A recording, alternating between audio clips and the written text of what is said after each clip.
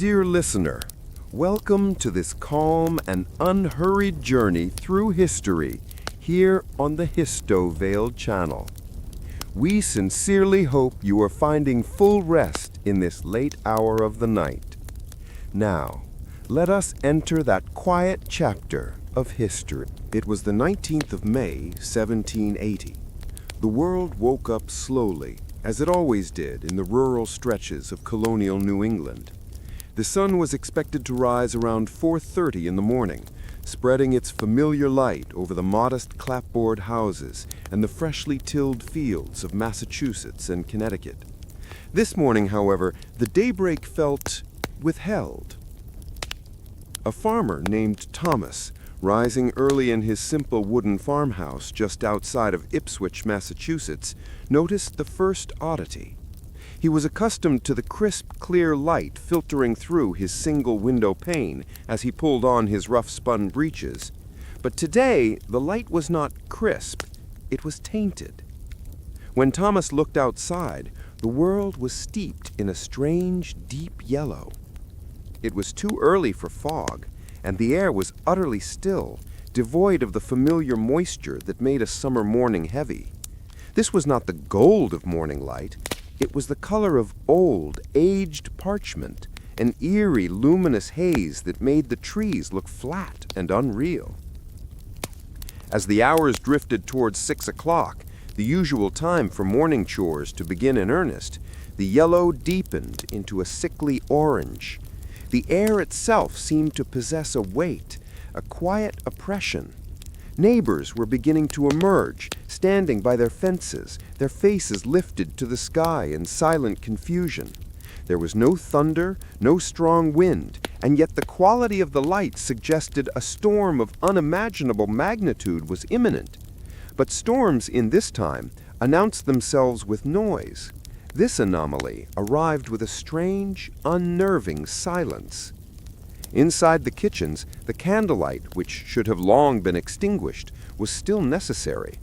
Wives stirring their morning porridge had to keep the wick burning low, for the natural light filtering through the small glass panes offered no comfort. It was a twilight within the walls, an hour past sunrise that felt closer to a deep dusk. By 7:30, the light was shifting once more, growing progressively dimmer and taking on a brownish hue. It was the color of weak coffee or stained sepia. A clockmaker in Providence, Rhode Island, paused, squinting at the gear mechanisms on his bench. The windows of his shop were wide, facing east, yet he could barely distinguish the fine grooves of the brass without moving his work directly under his hanging oil lamp. This was deeply troubling. The sun was above the horizon, the skies were seemingly clear of heavy rain clouds, and yet the day was simply refusing to brighten. The slow, steady encroachment of the shadow felt less like a natural event and more like a drain, as if some vast, unseen hand were gradually pulling a heavy cloth across the dome of the sky. This was not the sudden dramatic dark of an eclipse.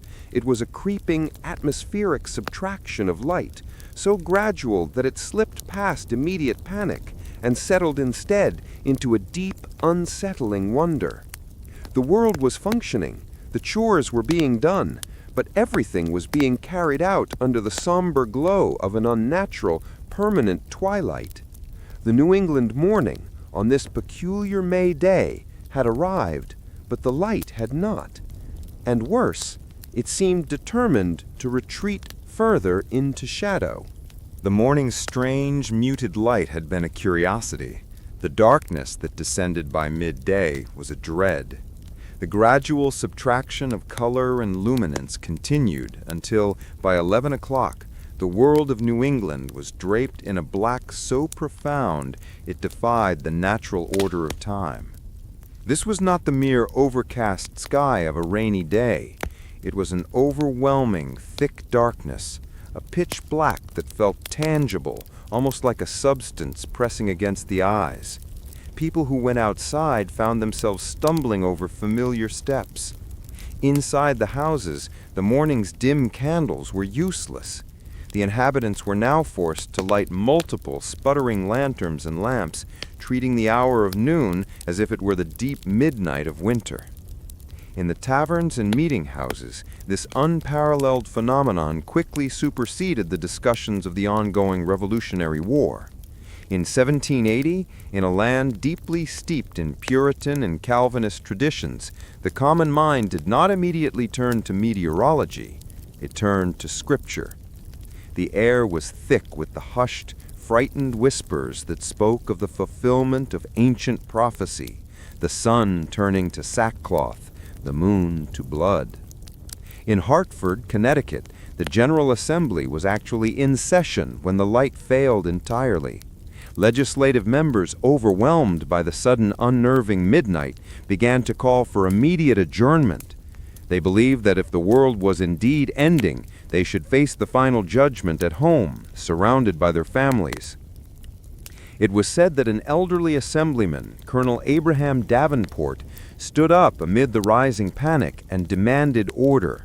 His words, later immortalized in historical accounts, cut through the fear with a quiet, powerful defiance that suited the New England character. "I am against adjournment," Davenport declared, his voice slow and firm in the lantern-lit room. "The day of judgment is either approaching or it is not. If it is not, there is no cause for adjournment. If it is, I choose to be found doing my duty. Therefore, I wish that candles be brought and the business of the colony proceed." His stoic resolution became a touchstone, but the widespread public terror was immense. The domestic animals, oblivious to the colonel's logic, were entirely convinced the night had fallen. Roosters, which had crowed at the first hint of morning, grew silent, and in barnyards across the region, chickens and geese instinctively retreated to their roosts, settling down for a long, unexpected sleep. This uncanny reversal of day and night, where the bright May sun should have been dominating the sky, plunged New England into a state of suspended reality. It was a shared, collective moment of dread, a historical pause where the inhabitants of the fledgling American colonies were forced to confront not the enemy across the sea, but the terrifying power of the unknown, hanging silently, heavily, right above their heads. The candles burned low, casting long, nervous shadows that danced in the profound, unnatural dark of a terrifying noon. One of the most profound and disquieting aspects of the dark day was the complete disruption of nature's soundscape. As the profound gloom solidified around the colonies, the familiar chorus of the natural world simply ceased. It is a curious thing, the reliance of animals and birds on light. When the darkness became absolute, it triggered a primal, instinctual shutdown. By 10 in the morning, the vibrant May woods were utterly, unnervingly silent. The cheerful chirping of the robins stopped. The busy caw of the crows vanished. It was an echoing quiet, broken only by the nervous shuffling of human feet or the low, anxious murmurs inside the houses. The absence of birdsong amplified the fear, suggesting that this was an event so fundamental that it had managed to confuse the very rhythm of life itself. Outside, the heavy, still air offered no relief. There was no wind to stir the leaves. The sky, where the sun should have been, felt impossibly close, a ceiling of lead.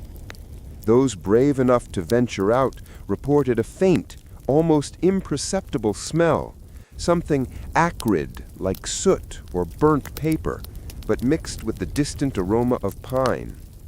This detail, though often overlooked at the time, would later become the key to understanding the event.